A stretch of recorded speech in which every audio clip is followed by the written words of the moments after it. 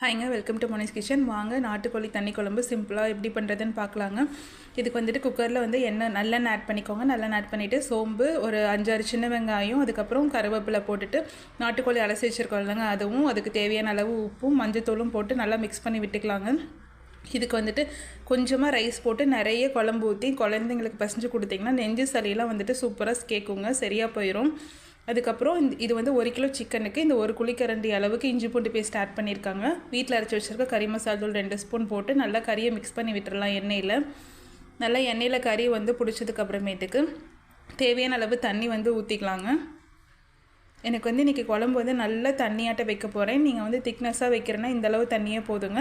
குக்கரில் 3 விசில் விட்டு எடுத்துகிட்டு அதுக்கு தேவையான பேஸ்ட் ரெடி பண்ணிக்கலாம். ஒரு 2 கைப்பிடி சின்ன வெங்காயம், 2 தக்காளி, கருவேப்பிலை, பட்டை 1 இன்ச்சு, 3 கிராம்பு, சோம்பு கொஞ்சம் போட்டு நல்லா வந்து வணக்கி விட்டுடலாங்க. இது கூட கசகசா போட்டுக்கோங்க, நான் போட மறந்துட்டேன், அதனால் லாஸ்ட்டாக வந்து தனியாக வணக்கி ஆட் பண்ணிக்கிட்டேன்.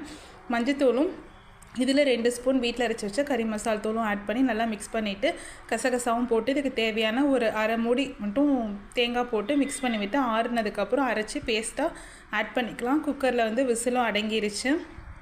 நல்லா மிக்ஸ் பண்ணி விட்டுட்டு குழம்புக்கு எந்த அளவுக்கு நம்ம தண்ணி வேணுமோ அந்த அளவுக்கு ஆட் பண்ணிக்கலாங்க.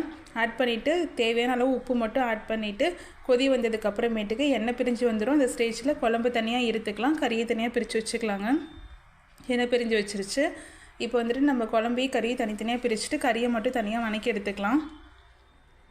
ஒரு வடை சட்டியில் நல்லெண்ணெய் ஆட் பண்ணிவிட்டு சோம்பு போட்டு தாளிச்சிட்டுங்க. ஒரு பெரிய வெங்காயம், 2 பச்சை மிளகா, கருவேப்பிலைங்க கட் பண்ணி வச்சுருக்கேன், அதையும் ஆட் பண்ணிக்கலாம். ஆட் பண்ணிவிட்டு இஞ்சி பூண்டு பேஸ்ட்டு வந்துட்டு 1 ஸ்பூன் மட்டும் ஆட் பண்ணிக்கோங்க இந்த வாசத்துக்காக. ஆட் பண்ணிவிட்டு வெங்காயம் நல்லா வணங்குறவரில் வெயிட் பண்ணிவிட்டு நம்ம தனியாக இருத்து வச்சுருக்க கறியும் இதில் ஆட் பண்ணிக்கலாங்க. ஆட் பண்ணிவிட்டு சக்தியோட சிக்கன் மசாலா வந்து ஒரு அரை ஸ்பூன் மட்டும் ஆட் பண்ணிக்கலாம். காரம் எனக்கு இன்றைக்கி அதிகமாக தேவைப்படலை, அதனால் வந்து கம்மியாக ஆட் பண்ணிவிட்டு நம்ம இருத்து வச்சுருக்க குழம்புலேயே வந்து 2 கரண்டி மோந்து ஊற்றிக்கலாங்க. கறி நல்லா இந்த மசாலாவில் வெந்து வரட்டும். லாஸ்ட்டாக தேங்காய் சின்ன சின்ன சில்லாக கீறி விட்டு நம்ம ஆட் பண்ணி ஒரு 5 மினிட்ஸ் மூடி வச்சு இறக்குனா சூப்பரான நாட்டுக்கோழி ஃப்ரையும் ரெடி ஆயிருங்க. ட்ரை பண்ணி பாருங்கள். வீடியோஸ் பிடிச்சிருந்தா மோனிஸ் கிச்சனை சப்ஸ்கிரைப் பண்ணிக்கோங்க. சூடான சாதத்தில் நிறைய குழம்பு ஊற்றி சாப்பிட்டு பாருங்கள், அல்டிமேட்டாக இருக்கும். தேங்க்யூ.